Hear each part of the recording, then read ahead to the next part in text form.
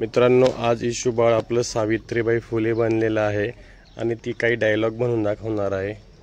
कर सुरुवात बाळा. माझे नाव ईश्वरी सचिन वाघ. मी सावित्रीबाई फुले. ती शिकवा मुलगी वाचवा, मुलगी शिकली प्रगती झाली. थँक्यू. गुड. आणि आता दादू मोदीचं करून दाखवणार आहे. चल मोदी, सुरुवात कर. Good morning everybody. Good morning everybody. मी आज मोदी बनणार आहे. माझं नाव आहे ईशान सचिन वाघ.